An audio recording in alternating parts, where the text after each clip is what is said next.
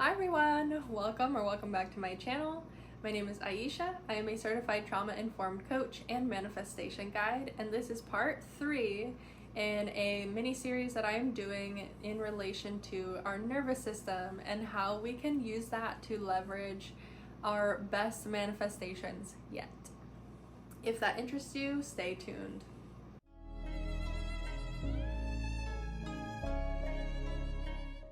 In the previous 2 videos in this series, I covered the importance of regulating our nervous system and went a little bit into detail some fun facts about the nervous system that I believe helped me on my journey with manifestation and my journey of healing old woundings and like getting through some childhood stuff and even some experiences in my adulthood that I found really challenging. So in this video, I am going to cover some exercises that you can do to increase your vagal tone. In other words, these are activities you can do to regulate your nervous system. And vagal tone is essentially the same concept as muscle tone. So when you go to the gym and repeatedly work out your muscle, you are creating tone and definition of that muscle that allows you to better leverage that muscle, to utilize it properly and effectively. Vagal tone is essentially the same idea. You are training your vagus nerve to be able to re-regulate to a state of rest and digest. And if you don't understand the levels of polyvagal theory, go ahead and check out the last video. I went into it in detail. So the first tip I have today for regulating your nervous system comes from Andrew Huberman. He is a neuroscientist and I believe he is a professor. So he teaches something called the physiological sigh. And what this looks like is, I will demonstrate in a second. I'm going to explain and then demonstrate. A normal inhale followed by a sharp second inhale followed by a slow exhale. So this looks like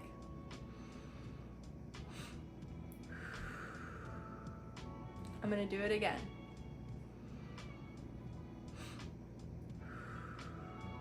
So if you'll notice, I inhale to my body's normal capacity, just whatever comfort zone feels appropriate.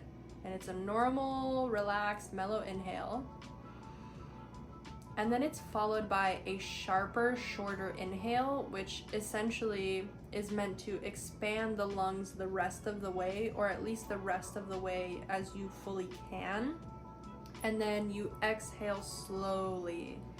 In normal meditative breathing, you're going to have a shorter inhale and a longer exhale. This is like an extra boost to normal meditative breathing. It technically is a type of meditative breathing, so it's super helpful and it's something that can be done very quickly, very easily, no matter where you're at. I promise you, people are not gonna look at you funny if you do it in public unless you're like doing it 10 times in a row, like then people might look at you kind of funny, but it is very subtle and therefore it's a wonderful tool to use if you start to feel dysregulated in public. The second option you can use is movement or exercise. This one, of course, is a little bit trickier. Let's say you're feeling stressed out in a work meeting. You can't exactly get up and do a lap around the office. Maybe you can excuse yourself to go to the bathroom and do a couple jumping jacks, but then you risk losing out on important parts of the meeting. So that's where the breath work could come in. But if you are able to move your body and do some sort of exercise, this can be marching in place, this can be some stretching or yoga, this can be like actually running or doing a really rigorous physical exercise, including going to the gym and lifting weights. Really any type of physical movement that elevates your heart rate and gets your breathing going is going to help re-regulate your nervous system. You'll notice a common theme in these recommendations. A lot of them have to do with breathing, and that's because the vagus nerve, which, you know, it's connected to the brain, from the brainstem down all the way, it wraps around our heart and our lungs and our diaphragm and our gut, our stomach. So when we breathe, it is very intertwined with that vagus nerve. It is very close proximity to the nerve. The nerve is like right there hugging our lungs, so, and our heart. So any activity that includes the lungs and heart are going to really rapidly alter our vagal state. Tip number 3 is having a weighted blanket or having someone lay on top of you. And this is one of my personal favorites. I've never used a weighted blanket because they kind of scare me. I'm afraid of, like, if I fall asleep with one on, I might have a sense of suffocation. I don't know, that's just me. I'm not knocking it because I've never tried it, but it just kind of scares me. I'm a little bit nervous about it. However, I love when my partner or like my sister lays their full body weight on top of me. It just feels so good. It feels so regulating. It feels so soothing and comfortable. It feels so safe and accepting and happy. Like, I love it. Can you tell? Like, I love it. It feels so good. And this is because when someone is laying on you, you get that co-regulation, which is another tip I will go through. I'll touch on later on this list. But essentially, like, it puts pressure on our vagus nerve and on our, like, our whole system. It puts pressure on it. And that pressure allows, like, us to feel hugged and held. Like, if you think about it, we are just big babies. Like, yes, we're much more intelligent and physically developed than an infant, but our wiring is still very much the same. Human babies are wired for survival, and human adults are no different. And so having that feeling of being supported and hugged and carried and loved, it very much calms our nervous system and it helps us to feel connected. And even if it is a weighted blanket, the warmth and the pressure simulates having someone on you, pressing on you, hugging you. You can also, like, you know, give yourself a hug if you're doing that. It can, like, help you to release some of that stress. But obviously my favorite is when somebody lays on me because it just feels so good. Anyways, tip number 4 is going to be guided meditation. And the reason I put guided meditation rather than like random meditation is, number 1, I have ADHD. I could sit there and like think that I'm meditating and my brain will end up thinking of 100 different things rather than mindfulness and embodied relaxation. So with a guided meditation, I have someone speaking to me who I can focus on their voice and I can focus on the words that they're saying, and I can focus on whatever, whether it is a visualization or a breathwork guided meditation. It really helps to have that direction to ground and really be in the moment. And the reason for this is, let's say you're trying to meditate and then you start thinking about bills that you have to pay, or like tasks you have to do for work, or like chores you have to do at home, or like thinking about that one stupid thing you said in the 5th grade, like, and everybody laughed at you, right? Like, your brain is gonna wander and find any number of things to think about that are not calming, that are not relaxing, and that induce stress. And the point of meditation is to calm the stress, relax the nervous system. So a guided meditation makes all the difference in the world. Tip number 5 is grounding exercises or mindfulness. There are several different grounding exercises and mindfulness exercises. Mindfulness exercises are anything that brings you to the present moment. So also, like, grounding exercises, they're kind of one and the same. Grounding exercises are meant to ground you in the moment, and mindfulness exercises are meant to pull your consciousness back to your mind. So they're sort of like two sides of the same coin.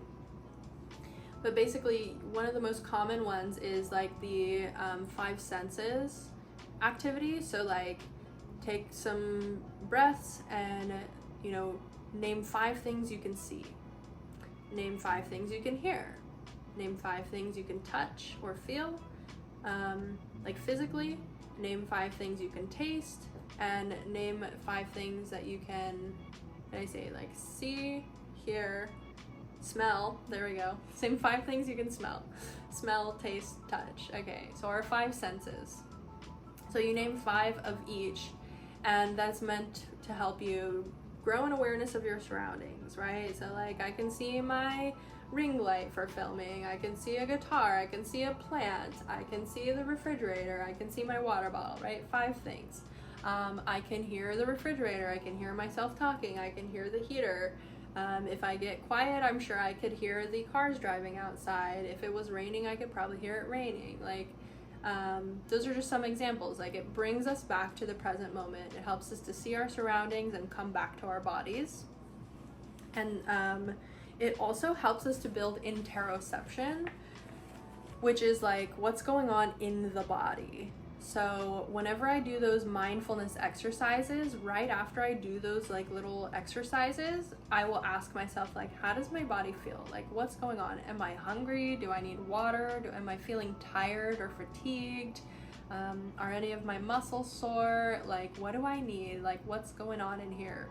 Like, once you do those mindfulness or grounding exercises, it's always good to do like a self-check, a body scan, like come back inside. And since I didn't define it in the last video, interoception is basically the perception of what's going on inside of your body. So hunger is a form of interoception, being able to identify feelings, so like temperature and like the feeling of fear and like the feeling of fear, not the emotion of fear. And then also emotions, understanding your emotions and how those connect to our body's sensations is a form of interoception. So yeah, anyways, moving on. Tip number 6 is singing or laughing, and it's pretty hard to be in a grumpy dumpy mood if you are singing or laughing. I mean, definitely if you're singing, I guess you could sing like a really like angry song or whatever, but for the most part, like being cheerful and singing and laughing, those help to regulate the nervous system. And I would even go as far as to say, like, even if you were singing like a screamo, like heavy metal song, letting out that anger, using your breath, like expressing your emotions, that's still very healthy and can be very stress relieving. I'm definitely someone, like, I really love to like go for a drive and just like like scream and let it out and like have a really hard cry and like a really angry scream if I'm in that type of needing to release mood. So that can be super helpful. And then laughing, of course, like if we're laughing, we're using our diaphragm and filling our lungs and our heart rate's changing a little bit, and maybe we're moving our bodies, because I know when I laugh, I'm always like bending over and like slapping my knee and like, oh, you know, and it feels good. And it just helps us to regulate ourselves. It helps us to be in a brighter mood and feel a little bit happier. And if we're laughing, we're not running from a bear most of the time. Like, it's pretty hard to laugh if you feel like you're in danger. That's different from nervous laughter, but I'm talking about genuine laughter, silly laughter, fun laughter, like heartwarming laughter cannot coexist with like a really deep state of fight, flight, or freeze. Tip number 7 is one of my favorites. It is probably, I think, aside from breath work and like movement medicine, meditation, it is one of the first things I learned, one of the first techniques I learned for regulating my nervous system. And this deserves a whole other video, and I'm probably going to say that a lot in this series, but basically, emotional freedom technique was developed to utilize the meridians of the body, which are basically the chakras of the body, that are representing different organs and things like that. Again, it's a whole other video. I'm not gonna go too into detail with this, but basically you will say something like, I am safe, I am safe, I am safe, I am safe, I am safe, I am safe, I am safe, I am safe, right? So you're gonna tap here, right on like the highest part of your head. You're gonna tap your third eye. So this is crown, third eye chakra, and then your cheek or your like the top of your cheek, the side of your cheek. Then you're gonna tap on your upper lip and your chin, which is like throat chakra area, and then your collarbones, and then like right here under your underarms. And I know it looks kind of silly and it looks kind of awkward, and I hope that you can see it. I will do another video on EFT if that interests you, but you can use any sort of affirmation. So obviously this is related to regulating the nervous system, so the affirmation I used was I am safe, but you can use however many affirmations you want to use while you're doing it. I recommend not using more than the 8 tapping points that you're gonna do, just because it's easier to keep track of and the repetition is going to help you. But really, if you're just doing this for the first time, 1 affirmation is good enough, and that can be I am safe, or I am calm, or I am loved, or any phrase that helps you to feel soothed and comforted and calm and safe and mellow. Because that is, again, the purpose of this, is to calm yourself, to regulate your nervous system. You can even say like, my nervous system is regulated. I can feel my nervous system regulating. My nervous system is calming. I am feeling really regulated now. I can feel my body calming down. I can feel my nervous system regulating. I can feel my body coming to ease. I feel safe now. Like, you can do things like that. Okay.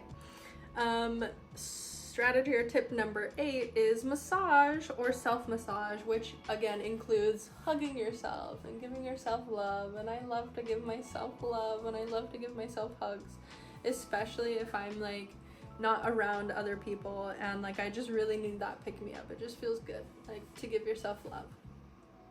Obviously, massage is another type of co-regulation. So we touched on having someone use their body weight on top of you. If somebody else is massaging you, you are feeling that human connection, you are feeling that love, you are feeling that sense of safety and acceptance, and that will help you calm your nervous system. However, if you are by yourself, you can hug yourself, you can give yourself like a rub, give yourself like a pat on the back, you can sway from side to side while you're hugging yourself. You can do self-massage. So I do this on myself all the time. My body has like a very long-standing habit of holding on to tension. So whenever I feel tension in my body, I will do self-massage or ask someone to give me a massage, and it is so nice. It feels so good to care for the body, to feel that type of compassion towards yourself, or having somebody else do that for you. It just feels so good. It can be so calming and soothing and regulating. So that is a wonderful tip. Tip number 9 is earthing or grounding. Earthing is basically when you like go outside barefoot and touch the earth. Now, again, this is like a whole other highly researched topic. There's a bunch of statistics out there regarding earthing and grounding exercises. I'm not going to touch on them. There are even mats, like plug-in electronic mats you can purchase if it is difficult for you to get your feet on bare ground. Like, let's say you live in a high-rise in the middle of a city, like a downtown area. Probably not very accessible for you to put your feet on the earth every day, but you can buy one of those earthing or grounding mats, and that will help you. If you do, however, have access to the actual earth, it's fantastic for you. I think it's pretty intuitive for us to be barefoot on the ground. We, again, have been alive for millennia, and for millennia we didn't wear shoes and we didn't have to stand on concrete or pavement or artificial flooring. We were on the earth, and even when we did have shoes like moccasins, they were made of natural materials. So there was a closer connection to our earth, and like earth is mother, like earth is home, earth is our natural habitat. So the more we can connect to her, like the better we are, and there's no wonder that things like earthing and grounding benefit our nervous system. It is reconnecting with nature. And that brings us to tip number 10, which is looking at a body of water. I was going to research this before making this video so I could give you the statistic, but basically, like, they did some research about how looking at a body of water helps us to feel happier, and it comes from this feeling of safety. Because again, before society was created, when we were living in the wilderness, whether that was in caves or trees or like whatever eco homes we built for ourselves, we needed a body of water for survival. Like, we didn't have indoor plumbing. We didn't have the ability to walk to the sink and get ourselves a glass of water when we were thirsty. We needed access to a local watering source, a watering hole or a waterfall or a pond or a river. So seeing that, our brains are so wired to see that as benefit for our survival.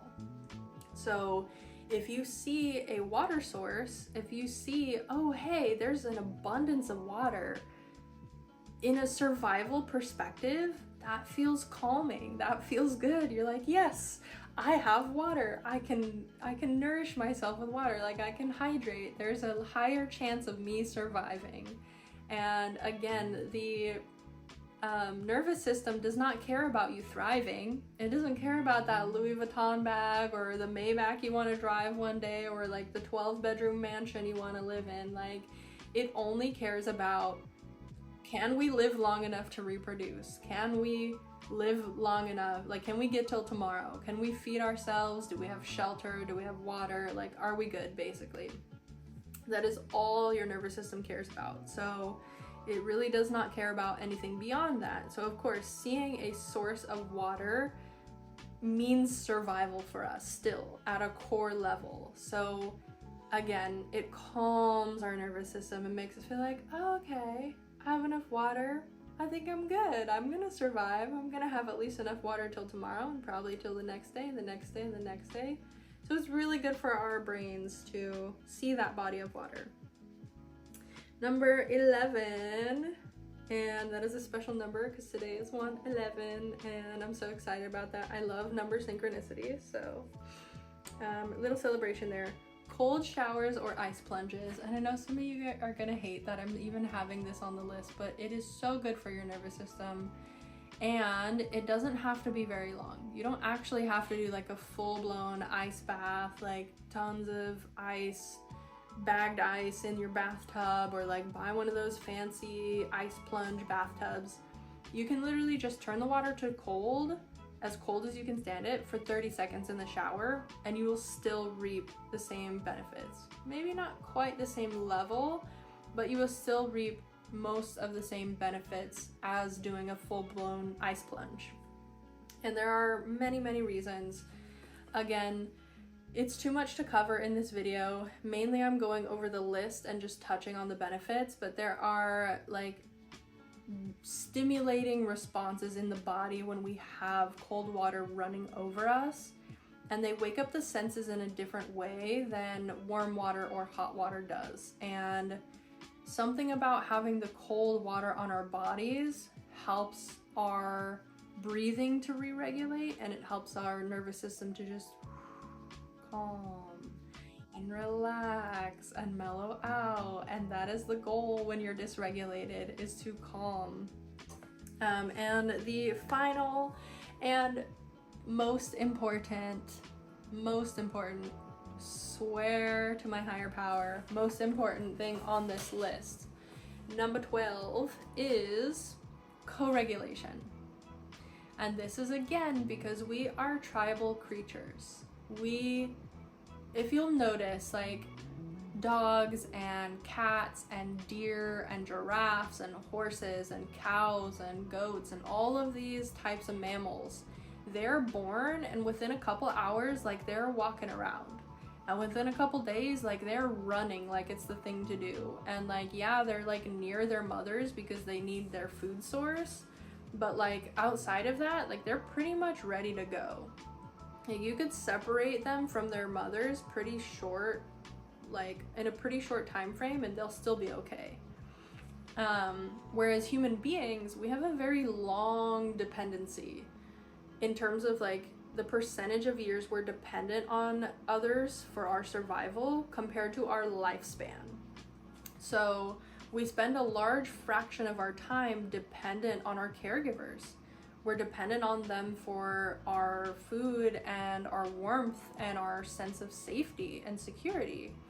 And, you know, children who grow up and don't have a strong bond with their parental figures or their guardians wind up having trauma because that is not natural for us. It's not normal for us.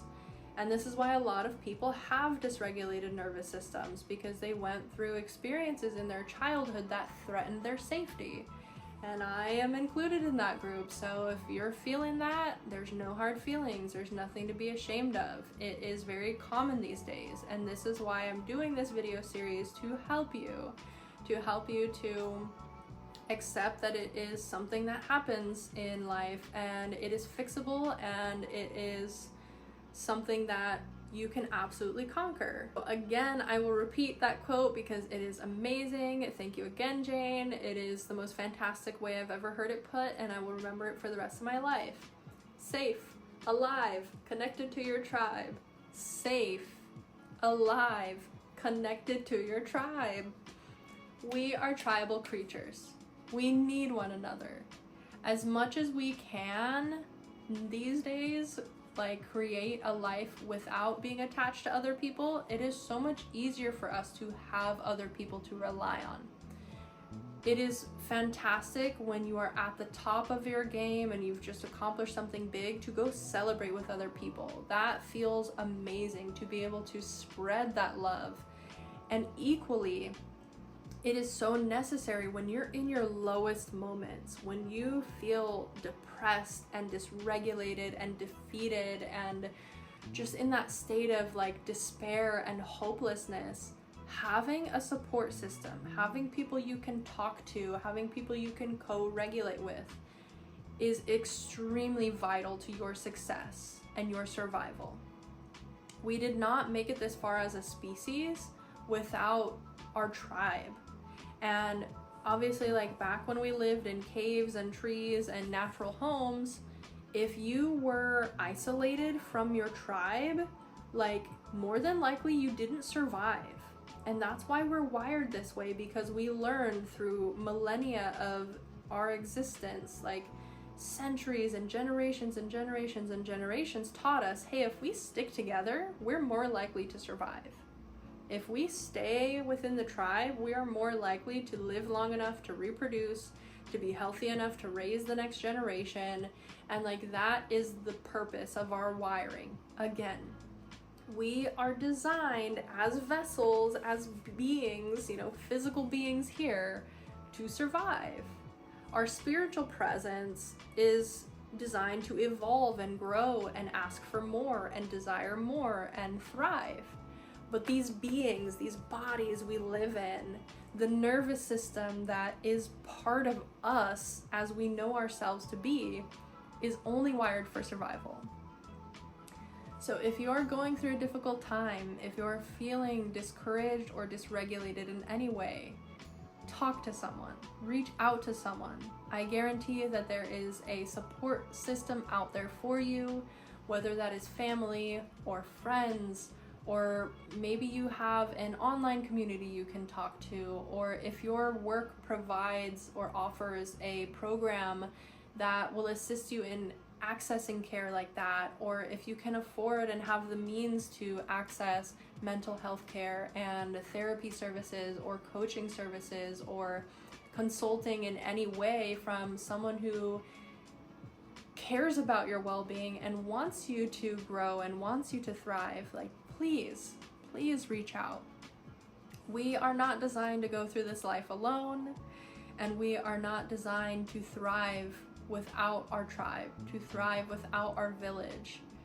It is so much easier to manifest your desires and to feel safe and regulated when you have people there who love you, who accept you, who want you to feel safe, and who are willing to do what it takes to create that safety for you. One final message, and I don't want to end this on a negative note, so I will be very quick.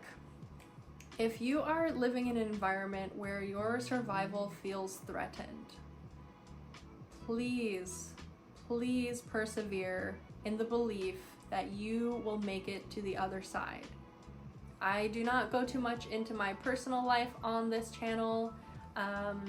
It is something that I will touch on here and there, but I will speak on this in brief terms that I understand. I understand what it's like to go through difficulty. I understand what it's like to live in a circumstance where you do not feel safe. I understand what it's like to come home to people who are not very welcoming and not very accepting of you and who do not create an environment of safety for you. And I know very well the damage that that can do to your nervous system and what that can do to your mindset and what that can do to your confidence in yourself and your self-concept and therefore your ability to manifest. But as someone who is always growing and working through things, as someone who understands exactly where you're at and have likely been in at least your shoes emotionally, if not, literally going through the same thing, I have faith that you'll get through it too. And it may be really hard to believe that you can get through it, but I am living proof that human beings can go through trauma and trials and tribulations and make it out with a positive attitude and can keep going. So please don't give up, and please don't give up on your manifestations. It may take a little bit of time, and I know it can be difficult to cope with that time if the circumstances are not ideal or if your nervous system is dysregulated. But I intend that these tips I've shared with you and any other information I am sharing with you in this video series or on this channel in general will help you get to the other side. I believe in you. You can do it. If you enjoyed anything that I said in this video, go ahead and drop a like. I would really appreciate it. If you need any clarification on anything or would like to know more about any of the tips I shared today, please drop a comment.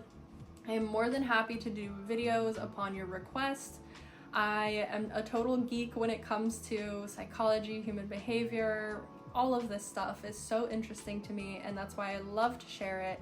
And I'm happy to be able to share my experiences with you because all of these things have helped me personally. And I know that if I could help just one other person out there, I'll be doing my job. Go ahead and subscribe and hit the bell icon to be notified when I upload. And if you'd like any one-on-one coaching, my email is in the description box, and I look forward to speaking with you and seeing you in the next video. Have a good one. Bye!